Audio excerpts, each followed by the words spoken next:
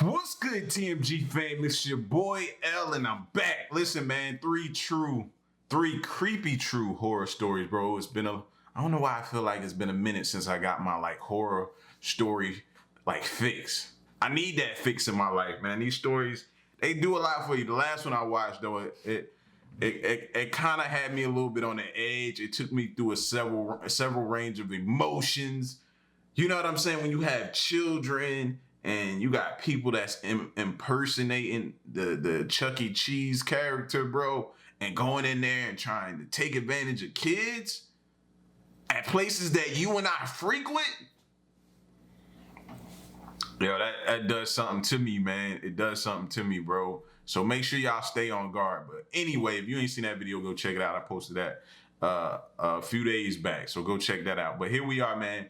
3 creepy true horror stories. Shout outs to Mr. Nightmare. If you haven't subscribed to him, go show him some love. And let's check this out, man. Subscribe to my channel. Show love.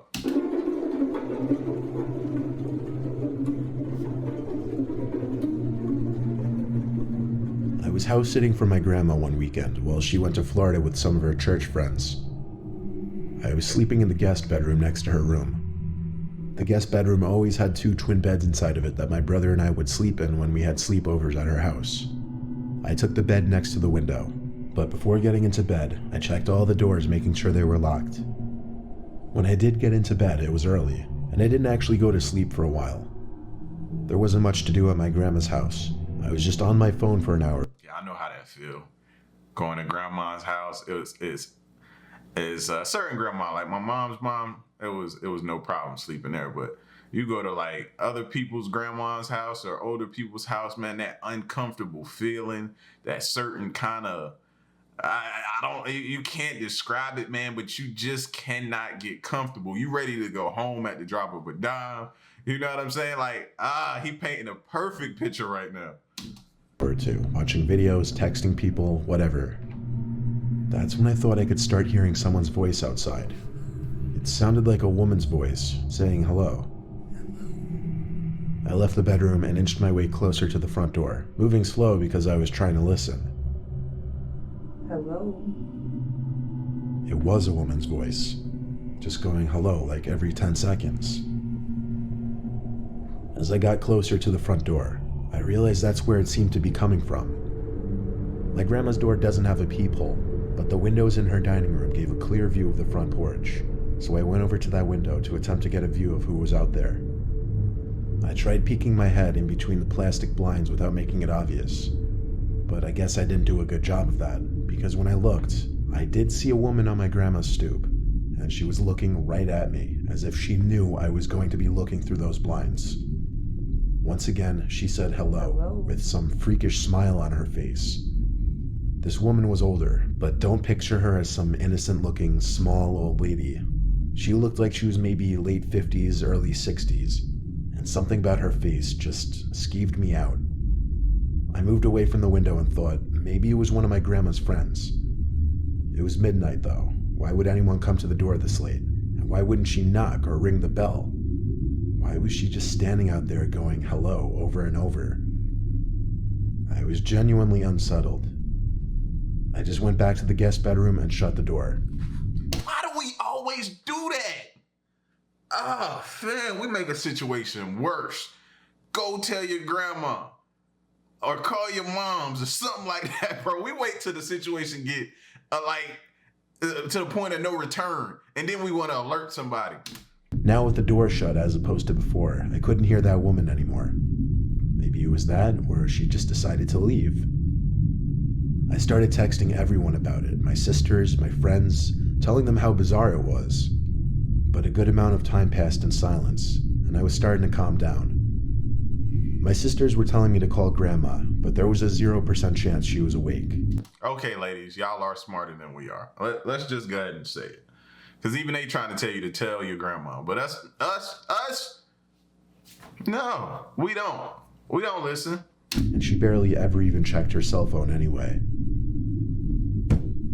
Just like that, something broke the silence. A banging at the window. Not a knocking or tapping, banging. I felt that fierce pain in my chest area as my body entered that fight or flight mode. He gonna leave his grandma. That's foul. And then grandma must be on medication. All that banging, she don't hear it? Shortly after the banging stopped, I heard that familiar voice say hello. With that boost of adrenaline, I guess I had the extra confidence to grab the blind and push it up. There I was, face to face with this horrifying older lady, with only a thin layer of glass between us. I screamed at her smiling, gross face, "I'm calling the cops." I pulled the blind back down and ran back outside to the living room. I looked around the house, then ran upstairs to box myself into the upstairs guest bedroom. I didn't want to actually call the cops. I don't know why. I wanted to just wait it out. I crawled into the bed in the upstairs guest bedroom and tucked myself under the covers. A couple hours later, I was still awake, and I finally only then went back downstairs to look outside each window. That freaky old lady seemed to be gone. The next morning, I called my grandma and told her what happened. She started yelling into the phone, clearly panicking and distressed. She told me how a few days earlier, she was being watched in the grocery store by some woman about 10 years younger than her, who just kept smiling at her for no reason.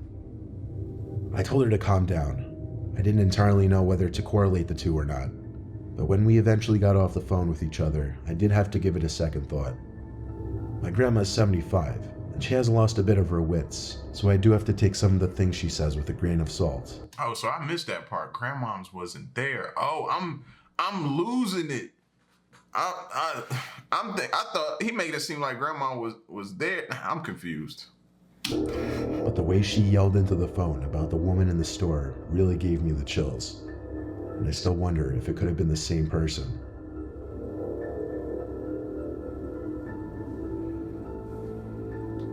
Either way, we're dumb. We wait till, like I said, to the point of no return, and then we want to alert somebody. And then at the end, he was face to face with her in the window saying, "I'm going to call the police," but still don't want to call the police. Nah, just wait till you got a knife sticking out your back or your chest or your throat, and then you want to figure out you want to try to crawl with blood leaking out of you like in the movies to a phone. Like, dumb.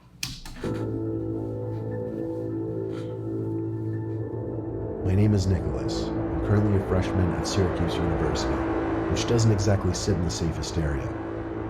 I just went through a breakup with my first girlfriend, so I started getting back into the online dating scene. I was using the app Hinge when I found some blonde girl named Stephanie who I really connected with. She also went to Syracuse. We both liked to read, go to the movies, we even had the same sense of humor. I suggested we go on a movie date, and she said she'd love to. She told me to meet her at some specific point near campus and she'd pick me up. Whoa, alert. She'd pick you up. I know as a struggling college kid, a lot of kids don't have cars and stuff, so it could have been the case of he just didn't have a car, but still, that still throw up a red flag. And then she was real, like, I don't know, like, okay with it too quickly. Like, she ain't give him no pushback. I always felt like girls try to play hard to get. You know what I'm saying? So, let's see. So, around 9 o'clock, I waited on some corner of a normal neighborhood block, waiting for Stephanie. She asked me to share my location with her, and so I did. A few minutes later, I saw a car turn down the street and start approaching me. Then it stopped in front of me, and the driver rolled down the window. It wasn't Stephanie, though, but some old random guy. He asked what I was doing alone out here, which was insanely weird, first of all. Then I said I was waiting for someone. He asked if I was waiting for Stephanie, and I said, "Yeah, how'd you know?" He said he was Stephanie's father, and told me to hop in so he could give me a ride to her. I took... What? What father you know is going to pick up some random dude to bring to his daughter? Not any father I've ever dealt with. They was always worried about me being around their daughter. One to, you know what I'm saying? One to Mike Lowry. That type of thing, like. Took a good look at him, and he looked a little old to be her father, to be honest. I'm no idiot when it comes to sketchy situations, so I said in a firm voice, "Why didn't you tell me you'd be picking me up?" He claimed he didn't trust a random guy meeting up with his daughter, and wanted to meet me first. I took another good look at the man and didn't say anything. I simply started walking away in the opposite direction from where his car was facing. Smart! He started yelling, "Hey, hey," sounding surprised that I was just walking away like that. But I've heard way too many kidnapping stories to know where this could potentially go. I heard the guy's car moving, and I turned to make sure he wasn't doing a U-turn to follow me. I breathed a sigh of relief when he drove straight and turned left out of sight. I continued walking down the block towards campus. I got to the corner of the block and was just about to make a turn when I noticed what I was pretty sure to be the same car the man was driving, just parked on the side of the road with the light shut off. I briefly tried looking into the window as I passed, but the glass was tinted. I tried not making it obvious that I was suspicious and continued walking. I got a text from this so-called Stephanie person saying, "Why didn't you get in the car with my dad?" I ignored the text and continued walking. I kept looking back to see if the car would move. When I got to an intersection in the road, I turned right and then full-on booked it in the direction of campus. Surprisingly, I wasn't followed. I made it back to campus out of breath and started walking to my dorm building. I felt like I heard footsteps following me though.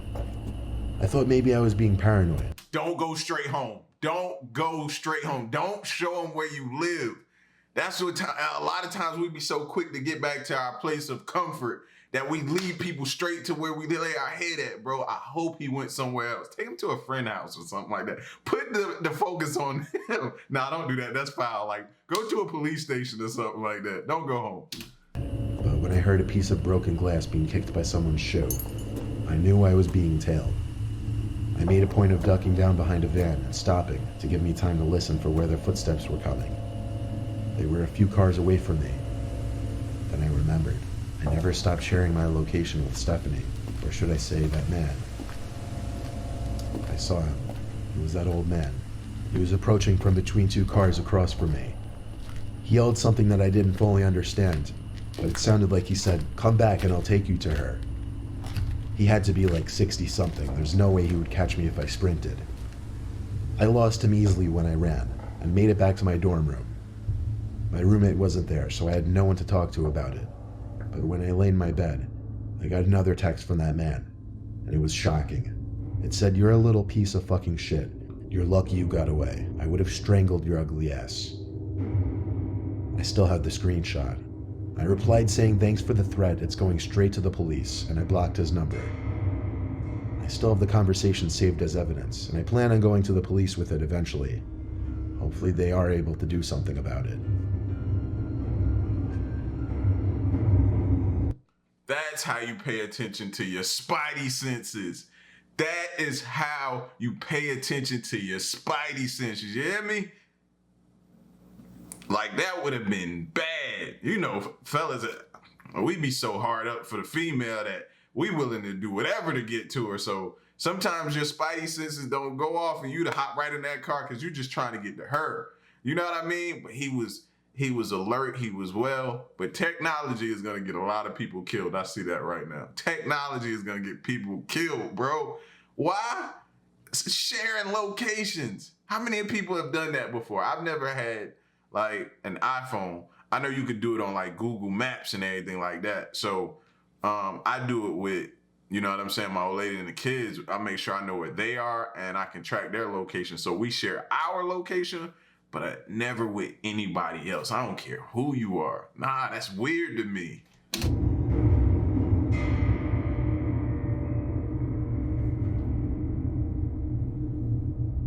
When I was 18, I had a side job as a part-time janitor at my high school over the summer. I would work sometimes days and sometimes nights, anywhere from 9 a.m. to 12 a.m., depending on how much money I needed. Oftentimes, I would be left to lock up the building when the older janitors have left. This was a time before the high school had cameras installed in every single hallway. So one night, one of my superiors, Tom, had to leave early, meaning I'd be finishing up the rest of my shift alone, and I'd be locking up for the night. He told me text him if I need anything, as he always did, and then he left. I loved it when I was left alone because usually I'd just do half an hour of work and then just hang around on my phone or leave early and still get paid for the whole shift. I definitely pushed it with the things I'd get away with at that place. One of the things Tom asked me to do before leaving was bring all the extra seats in the gymnasium from the assembly down to the basement storage room. so I figured I'd do that, then just go home. I grabbed a stack of 6 chairs and started carrying it down to the basement. The lights in the storage room were very dim. They kind of suck. The whole basement of that school wasn't exactly pretty. It felt more like a basement to a warehouse. Anyway, there were what appeared to be a bunch of art mannequins covered by paint cloths. You know, those big things that look like blankets. It seemed all of the school's art supplies were stored down here. I dropped a stack of chairs down where the rest of the chairs were stored, and went back up to the gym to get more. When I came back down with more chairs, I noticed one of the mannequins was exposed now. The blanket was removed from on top of it. I know for sure it was covered minutes earlier because it was one of the front ones. I texted Tom saying, I think someone's down in the basement. He said back, what do you mean? And I said one of the art cloths were moved. He took a minute to respond saying no one else should be there. Then I noticed something. The art cloth, tucked in the corner of the storage room, sitting outside of the light that was produced at the center of the room. It was covering something, surely. I started to tiptoe over to it, but when I was a few feet away from it, I realized whatever was under that cloth was moving just ever so slightly. There was undoubtedly someone hiding under there. I ran back upstairs and locked the basement door. Thank you! What is it with our suspicion? Oh, let me just go over here and see. Stab. Texted Tom saying someone is hiding under a cloth in the basement. He said call the cops, but I insisted he just come back since he only just left like 10 minutes ago. He didn't want to come back though. He told me, call the cops, don't call me. And no, I ain't coming back. Are you dumb? In my Remy Ma voice? Are you stupid or are you just dumb? To be a man and confront whoever was down there. So I went down to the basement again. However, the cloth was now strewn flat on the floor, and whoever was hiding under there was gone. But possibly the scariest thing was yet to happen. As I stood in the storage room, there were loud metallic thumps coming from above my head. I looked up and saw indents slowly forming in the large air vent above me. Someone was crawling through the main vent, then just stopped literally above me. And then bangs. Bangs like whoever was in there was trying to break open the floor of the air vent. I didn't know what was happening, but I was officially done with this. I ran up the stairs, locked up the school, and went home. I told Tom the partial truth the next day, that I thought I saw someone in the corner and it was gone when I went back. Then I claimed there was nothing else I could say.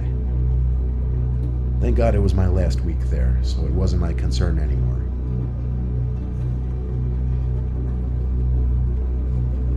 Yo, that's dirty. So he gonna possibly get his coworker killed, bro, or yet somebody else killed. Man, why ain't you just alert the authorities so this dude could get caught or whoever it was crawling around a ventilation system in a school? Oh man. He was like, oh, that job obviously, man, did him dirty. Because he was like, Bumper, this my last week. That's what y'all get. I'm gone. Yo, I'm tripping, but he wilding for that. That's crazy. That is crazy, man. Bro. Schools can be like, schools that have them basements, man, can be creepy as hell. You hear me? Definitely. Y'all get at me in the comment section, though. Let me know what y'all think. Leave a like, share the video, subscribe, and stick around and stay tuned, man, till the next reaction of my piece. Y'all stay solid.